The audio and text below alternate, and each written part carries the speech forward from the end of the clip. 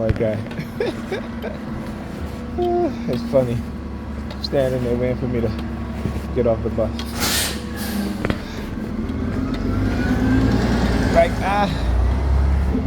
again, the tactics are so played out now. I'm not, like I said, I just love to expose it because, again, I show you guys the same thing, how they try to manipulate my emotions. It's not working.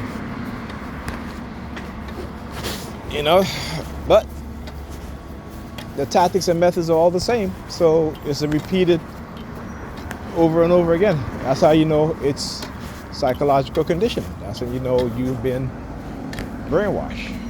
Okay?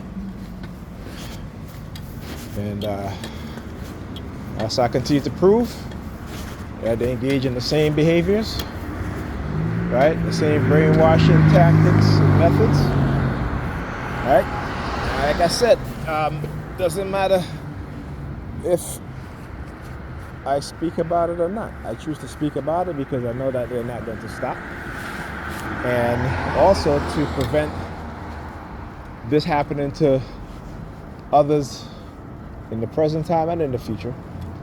And also giving those who they have psychologically damaged, neurologically damaged through being attacked with microwave and radio wave frequency weapons, as well as illegally implanted for remote monitoring purpose, a voice, and to let them know that they're not the only one that's going through this, so that they're not alone, right? And so that they can confront those who are engaging in this sort of behavior.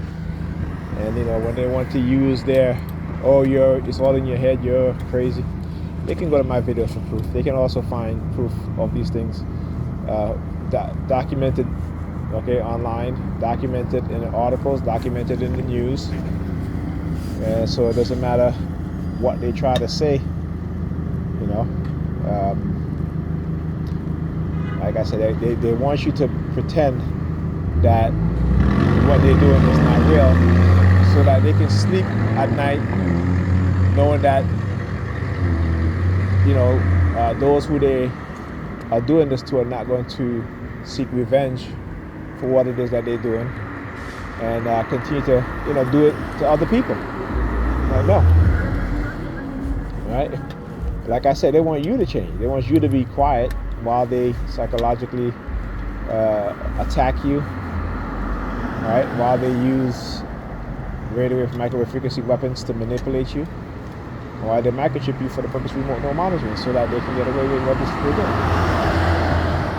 All right, now, earlier today I was talking about how these people, I'm willing to die for what I know, but are they willing to die for what they believe? Right? I say I'm willing to die for what I know. You hear the NY Predators Department using their sirens. Because again, when they don't want us to know. They want to keep us in ignorance, right? Not knowing, believers. Okay? But anyhow, sad thing happened in the news where a young man walked into a church and pointed a gun at the pastor, and the gun either jammed or he didn't have any bullets in the gun, right? And as he pointed the gun at the pastor, he was preaching. The pastor run behind the pew for cover because he didn't want to die. Right? Now, here's a man standing in front of everybody, telling everybody how great heaven is. Heaven is such a great place, and when you go to heaven, you get to see God and Jesus and all this nonsense, and you get to see your family and all this nonsense, right? Well, heaven is such a great place, right? Again, this is what they sell you. They sell you this idea that you'll be rewarded and happy in the afterworld, or the so-called afterlife, as opposed to you being rewarded and being happy here on earth. Because you see the white people who are wealthy, these wealthy Arabs who are wealthy, or even the wealthy black Sambos and Sambinas who are wealthy, this is their heaven. This is their heaven. Okay? And so they got to sell you a heaven after you die, because they don't want you to rise up and rebel against their oppressiveness, against their murderous ways, against their greed. They don't want that. So of course, the pastor he took off like our like Speedy Gonzales, that cartoon, right? And then somebody came from behind him and held the young man arm. He took the gun away from him, And then the pastor's like, I forgive him, and God is the one that jammed the gun. I'm like, really? So when Dylan Roof walked into that church in Charleston, South Carolina, and murdered black people sitting in church, right? God didn't jam the gun then, okay? Right? See, because I want you guys to understand the mindset of religious people, okay? The pastor was just lucky. That's all that is, luck, right? That's all that is. There's such thing as luck. Sometimes things happen that is not predictable. Gun jamming. So he's lucky. It isn't God jammed the gun, right?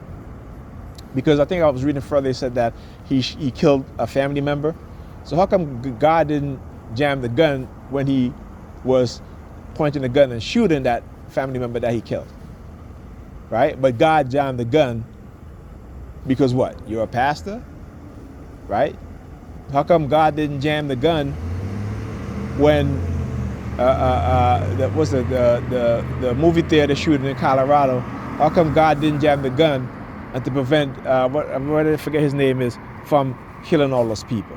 How come God never jammed the gun of that psychopath sociopath in Las Vegas? When people who were attending a concert end up killing, a whole bunch of people. How come God didn't jam the gun then? You know what I'm saying? But again, I want you to understand the mindset of these people, right? It isn't God. So you're telling me that God would allow this to happen where, tens of people get killed, right? To where little kids get killed. But yet God will step in and jam the gun because this man was pointing a gun to you and the gun jammed. So God is the one that made the gun jam. I want you to understand how ridiculous these people's mindset are. Okay? Because religion only makes you think about yourself. Oh, New York Predators Department driving by, unmarked vehicle. Oh, two of them too, look. Two of the same color, gray. No, look at him. Look, he stand up. He was standing up right there. As soon as they two pass by, look, he turns and he walks away. Look. I want you to see how scripted this is. How scripted. He's standing there now. As soon as the New York Predator Department officer is driving by, then he walks over there looking. Look. Or he's wearing green too on the top of it. Oh, he's wearing green. Yeah, he's wearing a green. Is it a green jacket? No, it's a blue jacket. A green cap. A green stocking cap. Hilarious. They can come and see me anytime, man. I'm not hiding. They're the one that's hiding. Right? Then again, they want to, because I'm wearing yellow. Oh, look, what you see coming out here? I bet you it's a gray vehicle. Okay, no, it's a white vehicle. Anyway, got the yellow frog light at the bottom. Anyhow, yeah, and look, I'm wearing a yellow jacket. So who's scared? Who's yellow? I'm not hiding. See, I want you to understand how they gotta engage in their little psyops, but they don't come over here. Oh, look, they're coming flashing their lights. Oh my goodness, look at them. Putting on the theater. Look at them. Look at them. Anyhow. Hilarious. I love it.